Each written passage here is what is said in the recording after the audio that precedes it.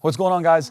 Back here with Coach's Corner, and I wanted to go over a simple, so this is the main thing here. I've done longer videos on program design for large groups. So this is for large group, our team training. So we call it team training. Our team training consists of 3 different things, right? So when I say options here at the top, okay, either it's our metabolic sessions, which are based on timing intervals. So 30 on, 30 off, 45 on, 15, 45 on, 15 off, 15 on, 45 off, right? I'll talk about that a little bit as far as which intervals to choose.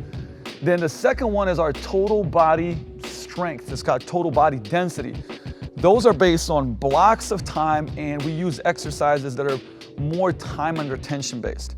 Okay, and number 3 is our rebound workout. Now I've done a whole separate vlog, step by step, taking you what our rebound workout looks like. That's a recovery session that people will do to improve their mobility, aerobic capacity. Like, they're just gonna leave the class feeling a lot better, right? Where these two, we're building conditioning. This one as well, we're building total body strength. But remember, when we talk about our team training, when I say larger groups, we can have in this gym, 50 people, 60. Actually, yesterday we just had a charity event.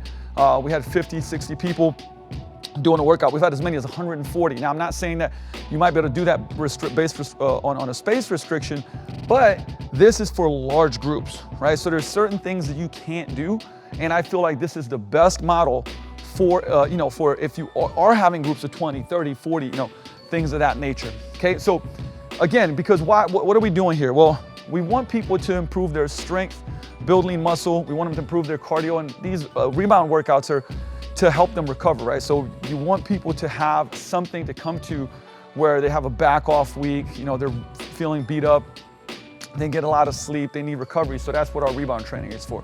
So what I'm gonna do here is give you guys a bit of a template, because again, right, we could dig deeper and go like, well, there's all these different ways to do it, but I wanna give you guys something that you can use tomorrow, right? You can start programming with this today, make excellent workouts. It'll make them, you'll have a smart foundation for them.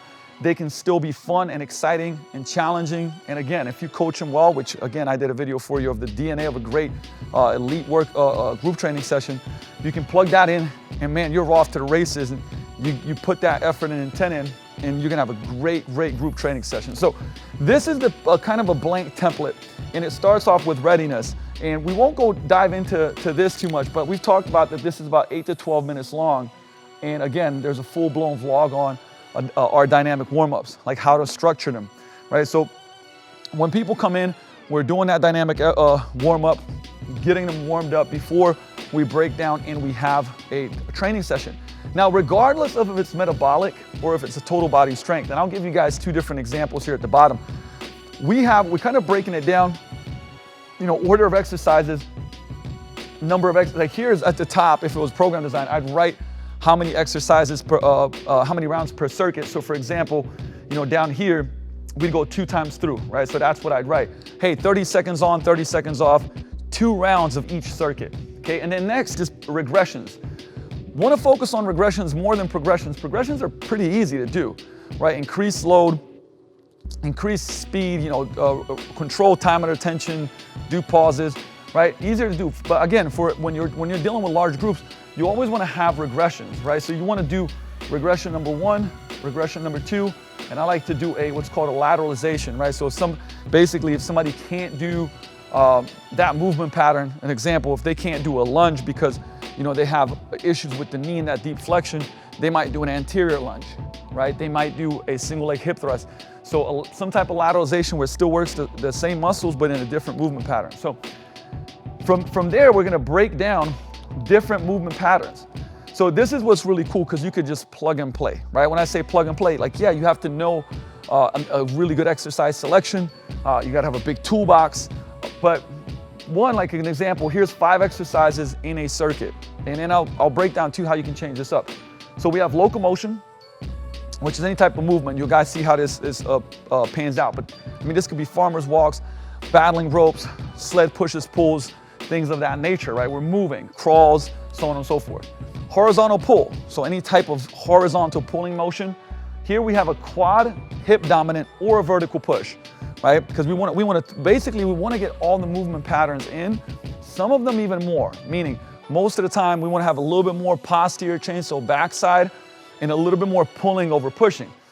From there, we got some type of core, right? Anti-rotation, anti-extension, okay? And then optional, right? This is where you can plug them. Remember, when I said we try to do more of that weak link training, so upper back, horizontal pulling, backside, even though this optional, you put in whatever you want, right? Maybe you have some circuits where it's a little bit more dominant on, for instance, the lower body, right? And you can plug that in. Then we'd have a 2 to 3 minute rest period. Then we'd have circuit B, again, locomotion, horizontal push, quad hip dominant, vertical push, core anti-rotation, and an optional, right? So again, you'd have 2 circuits and we're plugging in all of these different exercises. Now, this is all, I like to keep all of our training, and when it comes to metabolic and total body strength, full body focus, right? Just because we know that if people are coming in 2 days a week to 4 days a week, this makes a lot more sense, okay? And it's what we found the best results with. You know, if you say like, well, but what if I want to have a lower body day? You could absolutely do that, right? And create a template like this. But again, I focus on full body, like plug in all these movement patterns that we want.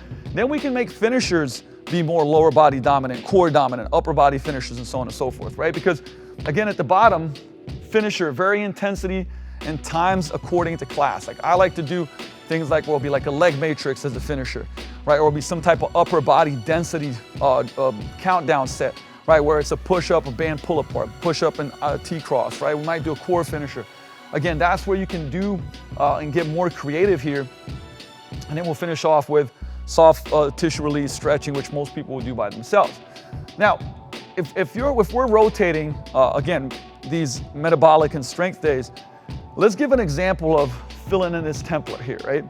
And I actually changed it up a little bit so that you know, you don't have to do 5 in one circuit, 5 in another circuit, right? You could do 3 circuits of 4, right? Because our timeline, again, I always say that it's very important. Our classes are about 45 minutes long, 50 at the most when it comes to team trainings, which means that basically our sessions are gonna be somewhere to 20, 28, 30 minutes long for this. That doesn't count the warm-ups, it doesn't count the finisher, it doesn't count the explanations, right? So we have some leeway here, and again, ideally what we do is progress it throughout the month and kind of start again, meaning like, you know, some workouts have more volume, some workouts have less volume. But this is a perfect example of plugging in and playing, right? So for locomotion, we have ropes. And again, this is not in, I would say, the exact order. We just have to make sure the movement patterns are in place, right? So we have ropes, we have squat jumps, we have a sandbag clean, right? So we have some hips here, hips, and then push press, right? So we have vertical push.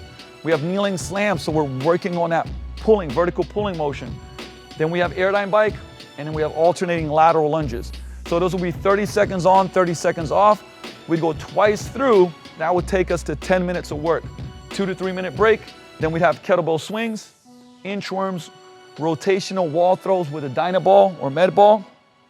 And then we'd have band pull aparts. Remember we said another pulling movement, trying to hit that upper back a little bit more. And again, then we go twice through that. And on top of that, and then we'd have a finisher. I didn't even plug that finisher in. But it kind of shows you right where I have a 6 and a 4. Because that's not set in stone. Many a times we'll have, for instance, you know, a circuit of 3, but we'll do that 4 different stations. So just know your times here, right? And just know the model of metabolic, okay? Because also what we do is we rotate the intervals. So at least 1 day a week, we want to have something shorter and more explosive. So 10, 12, 15 seconds of work, and then longer rest breaks, 45, 50 seconds of rest, even 60 seconds of rest, of things like heavier, for instance, prowlers or sled or sprints. So imagine doing a shuttle sprint and you do something like that for 10 to 12 seconds, guess what? You're gonna need longer rest periods, right? So again, if we're doing a 30-30, we might do a 15 or a 10-50, right? Then we might do something that's more on the threshold method and do like 1 minute or 75 seconds on, but then also have that longer time, 90 seconds off, right? So we're rotating that in the metabolic area.